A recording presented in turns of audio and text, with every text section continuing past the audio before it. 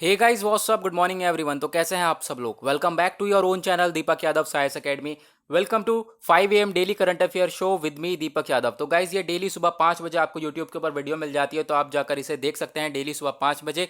और ये जो डेली करंट अफेयर्स की वीडियो है, ये सारे ही कॉम्पिटिटिव एग्जाम्स के पॉइंट ऑफ व्यू से इंपॉर्टेंट है।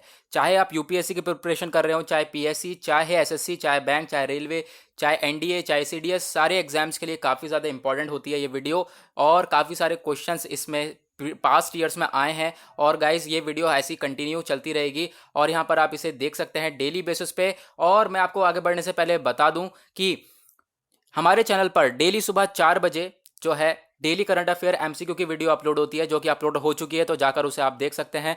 फिर उसके बाद 5 बजे डेली करंट अफेयर्स की वीडियो होती है, जो कि आप अभी देख रहे हैं। और 6 बजे the Hindu newspaper analysis upload होता है। इसको आपको देखना बिल्कुल नहीं भूलना है, इसको ज़रूर देखना। और ये सबसे ज़्यादा फेमस वीडियो है हमारे चैनल का। तो गाइज अगर आपने इन तीनों वीडियो को देख लिया तो आपके लिए करंट अफेयर की टेंशन पूरी तरह से खत्म हो जानी चाहिए, और खत्म होनी भी चाहिए, क्योंकि सारे करंट अफेयर इन तीनों वीडियो के अंदर कंप्लीट कर दिया जाते हैं A to Z। तो आप करंट अफेयर की टेंशन इन तीनों वीडियोस के ऊपर छोड़ सकते हैं। चलिए आगे बढ़ते हैं। आगे बढ़ने से पहले अभी तक आपने चैनल को सब्सक्राइब नहीं किया है, सब्सक्राइब कर लेना। नीचे रेड कलर का बटन आ रहा होगा और बेल आइकन जरूर दबा देना, ताकि आपके पास डेली इन तीनों वीडियो की नोटिफिकेशन आ जाए और आप अपने करंट अफेयर्स को स्ट्रॉन्ग कर सकें। आगे बढ़ते हैं। सबसे पहला करंट अफेयर आज का हमारा डेली करंट अफेयर शो का सबसे पहली न्यूज़ क्या है, ये हमारी नेशनल न्यूज़ है। ठीक है, नेशनल न्यूज़ है। हम लोग जैसे कि रोज़ डिस्कस करते हैं, तो मैंने कहा है आपसे हम लोग पार्ट्स में डिवाइड करते हैं। जैसे कि नेशनल न्यूज़ होगी तो नेशनल न्यूज़, कोई बुक्स के ऊपर होगी तो बुक्स की हेडिंग डाल देंगे, बैंक की न्यूज़ होगी तो बैंक डाल देंगे। तो फिर ऐसे ही आज की हमारी सबसे पहली जो है नेशनल न्यूज़ है, और वो है इंडियन रेलवे ने अभी ऑब्जर्व किया स्वच्छता पखवाड़ा को। ये स्वच्छता पखवाड़ा एक स्कीम टाइप आप समझ सकते हो। ये किस चीज़ के ऊपर काम करा हुआ है, ये किस चीज़ के ऊपर काम करा गया, ये जो है स्वच्छता पखवाड़ा, ये 16 से लेकर 30 सितंबर तक ये एक स्कीम कह लो। ठीक है, ये 16 से लेकर 30 सितंबर तक जो है ये मनाया जाएगा स्वच्छता पखवाड़ा। अब इसके अंदर होगा क्या कि जितना भी हमारा रेलवे, एंटायर रेलवे डिपार्टमेंट है, चाहे वो स्टेशंस हो, चाहे वो ट्रेन हो, चाहे वो ट्रैक्स हो, कॉलोनीज हो, उन सबको साफ करा जाएगा, उन सबको स्वच्छ करा जाएगा। तो इस पखवाड़ा में क्या करा जाएगा, काफ़ी अच्छी क्लीनिंग करी जाएगी, सैनिटाइजेशन करा जाएगा।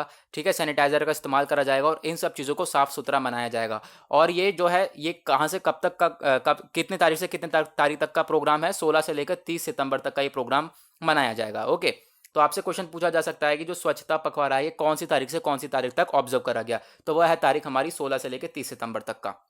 आगे बढ़ते हैं। आज की हमारी सेकंड न्यूज़। सेकंड न्यूज़ क्या बोलती है कि 8 इंडियन बीचेस, 8 जो है इंडियन बीच, बीच आपको पता होगा इस टाइप के बीच होते हैं, तो 8 बीच को सर्टिफिकेट मिला है ब्लू फ्लैग का। ब्लू फ्लैग का सर्टिफिकेट दिया गया है भारत के 8 बीच को। तो मैं अभी आपको बताऊंगा कि वो ब्लू सर्टिफिकेट क्या होता है और ये 8 बीच कौन कौन से हैं। तो आगे बढ़ते हैं। सबसे पहले हम लोग देख लें कि 8 बीच को जो है ब्लू फ्लैग सर्टिफिकेट मिला है। अब जो है वो ब्लू फ्लैग सर्टिफिकेशन होता क्या है, ये उन बीचेस को दिया जाता है, ध्यान से सुनना, ये उन बीचेस को दिया जाता है जो कि काफ़ी साफ सुथरे होते हैं, जो कि बहुत ज़्यादा साफ सुथरे होते हैं, उन बीचेस को ये सर्टिफिकेट दिया जाता है। तो फिर ये भारत के 8 बीचेस को मिला है। अभी मैं आपको उन 8 बीच के नाम बताऊंगा। उससे पहले बता दूं कि ये किसके द्वारा दिया गया है। Foundation for environment education Denmark के द्वारा ये जो है सर्टिफिकेट दिया गया है। क्यों दिया गया है कि जो ये बीच हैं काफ़ी ज़्यादा साफ सुथरे हैं पूरी दुनिया में। तो आप देखोगे ये 8 बीच कौन कौन से हैं। सबसे पहला है शिवराजपुर, जो कि गुजरात में है। दूसरा गोगला, दमन दीव में है। तीसरा कसरकोद, कर्नाटका में है। चौथा पदुबदी बीच, ये कर्नाटका में है। कपड़ बीच केरला में है। और ऋषिकोंदा बीच आंध्र प्रदेश में है। गोल्डन बीच ओडिशा में है। राधानगर बीच अंडमान एंड निकोबार में है। तो ये सारे बीचेस को जो है ब्लू सर्टिफिकेशन मिला गया है।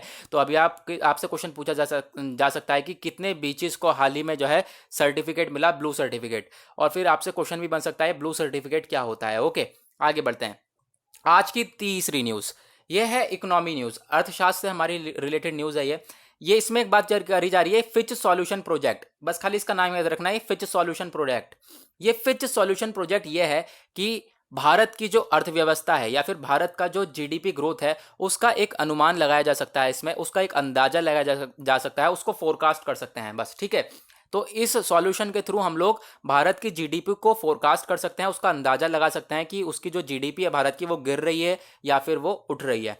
और वैसे कि अभी आपको पता है कोरोना वायरस की वजह से और उससे पहले से ही जो है वो भारत की जीडीपी काफ़ी डाउन होती हुई आ रही है, और ये सॉल्यूशन के द्वारा बताया गया कि जो जीडीपी अभी भी काफ़ी ज़्यादा डाउनवर्ड है, कॉन्ट्रैक्ट हो चुकी है 8 से लेकर 8.6% तक। ठीक है, 8.6% तक जो है जीडीपी हमारी गिर चुकी है भारत की। ये किसके द्वारा बताया गया? फिच सॉल्यूशंस के द्वारा। आगे बढ़ते हैं, आज की चौथी न्यूज़, ये एग्रीमेंट्स और मेमोरेंडम ऑफ अंडरस्टैंडिंग के ऊपर है। क्यों है ये? अभी हाल ही में क्या हुआ, जो मिनिस्ट्री ऑफ आयुष पार्टनर्स हैं, आयुष के जो यहाँ पे पार्टनर्स हैं, और ministry of WCD control malnutrition, इन दोनों ने मिलकर एक मेमोरेंडम ऑफ अंडरस्टैंडिंग को साइन किया। एक दोनों के बीच में एक एग्रीमेंट साइन हुआ। अब ये डब्ल्यूसीडी क्या है मैं बता दूं, वुमेन एंड चाइल्ड डेवलपमेंट। तो इन दोनों ने एक दूसरे से साइन किया। क्यों साइन किया? कि आप दोनों मिलकर काम करेंगे कि जो मेल न्यूट्रिशन है इंडिया में, भारत में मेल न्यूट्रिशन है, उसको खत्म कर दिया जाए। मेल न्यूट्रिशन क्या होता है? कुपोषण। आपको पता है, एक पौष्टिक भरपूर खाना नहीं मिल पाता। ठीक है, एक अच्छा खाना नहीं मिलता, जिसकी वजह से शरीर में कुपोषण हो जाता है, उसे हम लोग कहते हैं मेल न्यूट्रिशन।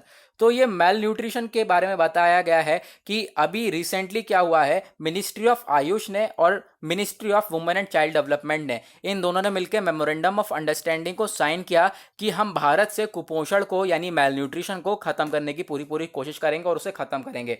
उसके लिए अभी आपको पता होगा रिसेंटली पोषण अभियान चालू करा हुआ है, पोषण अभियान चल रहा है, ताकि जो मेल न्यूट्रिशन है, कुपोषण है, उसको हम लोग रोक लें। ठीक है, एक अच्छा खाना प्रोवाइड कराने के बाद। नाउ अब यहाँ पे कॉम्पिटिटिव एग्जाम्स के पॉइंट ऑफ व्यू से आपके लिए क्या क्या इंपॉर्टेंट हो जाता है। सबसे पहले जो मिनिस्टर ऑफ स्टेट आयुर्वेदा है, ठीक है, ये कौन है? Minister of state for Ayurveda, yoga and naturopathy, यूनानी, सिद्ध एंड होम्योपैथी, ये कौन है?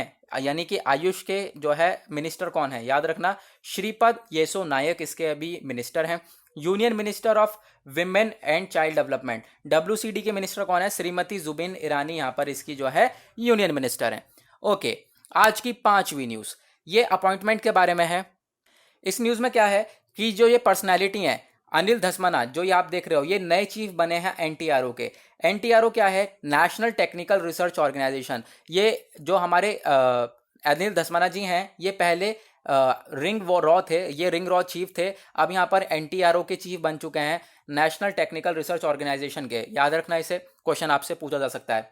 उसके बाद रैंक्स एंड रिपोर्ट्स की बात करें तो फिर इंडिया जो है, एक इंडिया की 116वीं रैंक देखी गई है world bank human capital index में।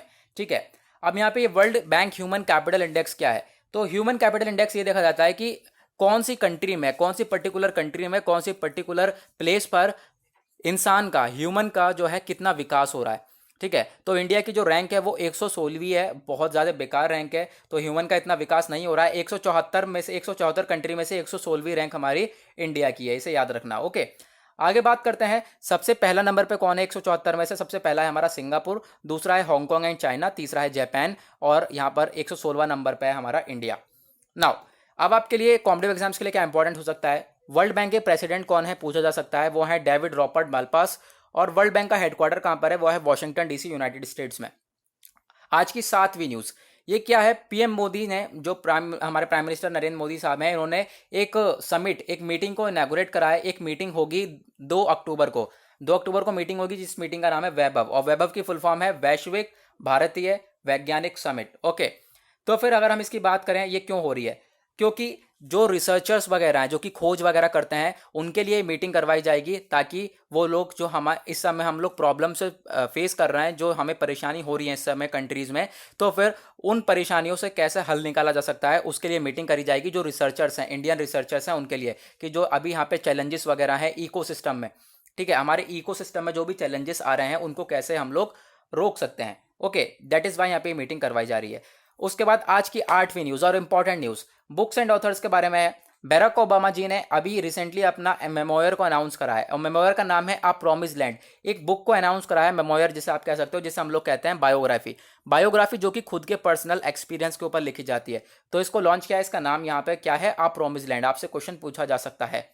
ओके, आगे बढ़ते हैं। उसके बाद आज की 9वीं न्यूज़, यह इंपॉर्टेंट डेज के बारे में। तो वर्ल्ड एल्जीमियर डे मनाया जाता है 21 सितंबर को। 21 सितंबर को वर्ल्ड एल्जीमियर डे मनाया जाता है, आप याद रखना। 21 सितंबर को और भी 2 दिवस मनाए जाते हैं, अभी आपको बताया जाएगा। पहले आपको याद रखना है, वर्ल्ड एल्जीमियर डे मनाया जाता है। दूसरा इंटरनेशनल डे ऑफ पीस मनाया जाता है, शांति बनाए रखने के लिए।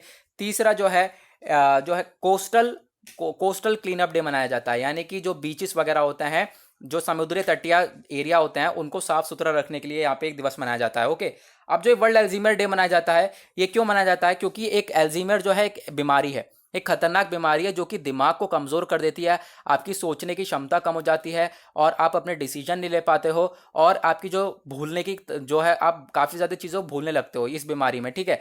तो फिर ये बात करी जाती है 21 सितंबर को कि ये जो बीमारी है इससे कैसे छुटकारा पाया जा सकता है, इसलिए ये 21 सितंबर को जो है मनाया जाता है। ओके, नाउ हम बात करते हैं इस बार का जो है 21 सितंबर 2020 का जो इसका थीम क्या था, इसका विषय क्या था, वो है लेट्स टॉक अबाउट डेमेंटिया, कि चलो बात करते हैं अल्जीमियर इस बीमारी के बारे में और इस बीमारी का सॉल्यूशन निकालते हैं। नाउ आज की 10वीं न्यूज़, आज की 10वीं न्यूज़ किस चीज़ के बारे में? International coastal clean up day 2020। ये 2020 का कोस्टल क्लीन अप डे कब मनाया गया, ठीक है, कौन से दिन को मनाया गया? तो वो है 19 सितंबर 2020। अब गाइज यहाँ पे 19 सितंबर को क्यों मनाया गया, इसके पीछे एक ट्रिक है। मैं आपको बताऊं कि जो ये कोस्टल क्लीन अप डे है, ये हर साल सितंबर के महीने में तीसरे शनिवार को मनाया जाता है। जो सितंबर का महीना का जो थर्ड सैटरडे होता है, थर्ड शनिवार होता है, उसको मनाया जाता है। ओके, इसका क्या काम है कि जो हमारे कोस्टल एरियाज हैं, जैसे कि बीच हो गए या फिर जो समुद्र तटीय एरिया हो गए, समुद्र के किनारे वाले एरिया हो गए, उनको हम लोग साफ सुथरा रखें, इस वजह से ये दिवस मनाया जाता है। ओके, नाउ आज की 11वीं न्यूज़, ये इंटरनेशनल डे ऑफ पीस के बारे में बात करी जा रही है। 21 सितंबर को मैंने अभी आपको बताया था इंटरनेशनल डे ऑफ पीस भी मनाया जाता है, यानी कि पूरी दुनिया में शांति को मनाई रखी जा सके, शांति को मनाया जाए, ठीक है, एक शांति हम लोग रख सके पूरी दुनिया में, इस वजह से इस दिवस को मनाया जाता है। तो ये 21 सितंबर को हर साल मनाया जाता है। क्यों मनाया जाता है? क्या, ताकि हम लोग पूरे दुनिया में एक शांति मेंटेन करके रखें। ओके, इस बार का इसका 2020 का थीम क्या था, इसका विषय क्या था, याद रखना, शेपिंग पीस टुगेदर, चलो साथ में मिलकर शांति बनाते हैं पूरे दुनिया में। ओके, नाउ इसमें से हम लोग कॉम्पिटिटिव एग्जाम्स के लिए क्या इंपॉर्टेंट हो सकता है? यूनाइटेड नेशन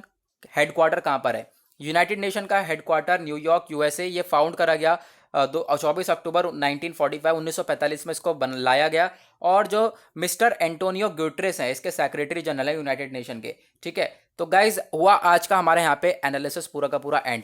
मुश्किल से हमें 10 से 12 मिनट लगे, 10 से 12 मिनट में आपको ये डेली जो है ये वीडियो बहुत ज़्यादा हेल्पफुल होने वाली है। आप 10 से 12 मिनट ऑब्वियसली निकाल सकते हैं, और जो एमसीक्यू की वीडियो है वो भी 10 से 12 मिनट की है, और जो हमारा एनालिसिस है द हिंदू एनालिसिस वो आधे घंटे का है। तो आपको काफ़ी सारे बेनिफिट्स मिल जाएंगे, और जो है सारे करंट अफेयर कवर हो जाएंगे इन तीनों वीडियो में। तो गाइज आज के लिए बस इतना ही, मिलेंगे आप लोगों से कल। आज के लिए bye bye, have a nice day.